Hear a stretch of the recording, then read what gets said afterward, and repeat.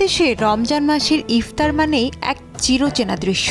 Table জুড়ে ছোলা মুড়ি, বেগুনি পেঁয়াজু আর রকমারি শরবতের বাহার।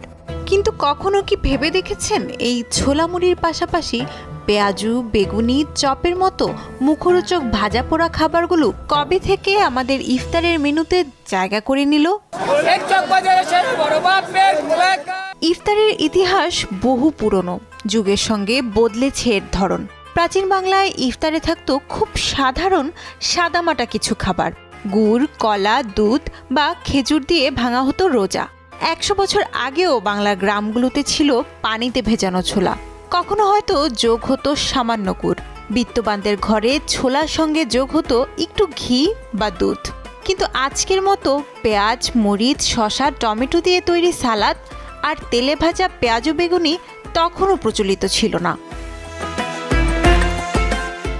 বাংলাদেশে ইফতারের খাবারে বিভিন্ন জাতিগোষ্ঠীর সংস্কৃতির মিশ্রণ ঘটেছে।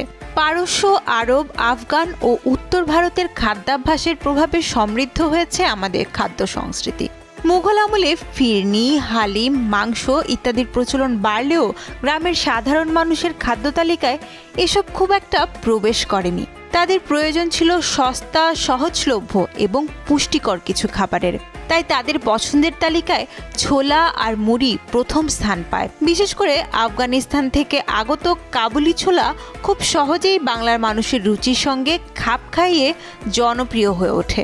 মুড়ি ছিল সহজ, সংরক্ষণযোগ্য ও হালকা খাবার, যা ছোলার সঙ্গে মিশিয়ে খাওয়া শুরু হয়।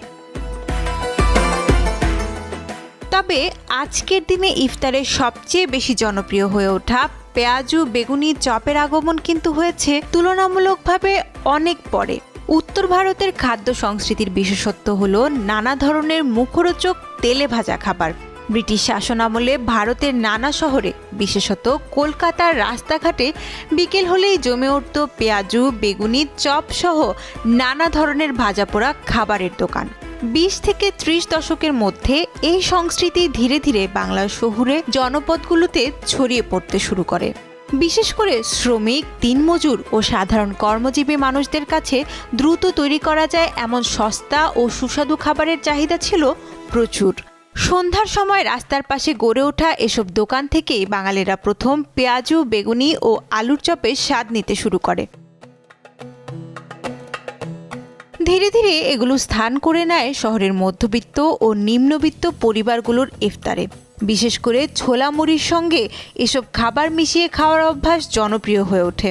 50 থেকে 60-এর দশকে গ্রামের পাশাপাশি শহরাঞ্চলেও ইফতারের সময় পেঁয়াজু, বেগুনি, চপ আবশ্যিক খাবারে পরিণত হয়।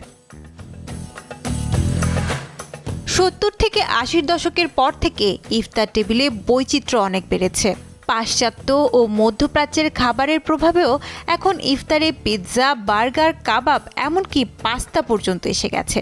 তবুও বাঙালি হৃদয়ে জায়গা ধরে রেখেছে ছোলা মুড়ির সঙ্গে পেঁয়াজু, বেগুনি, চপের ঐতিহ্য।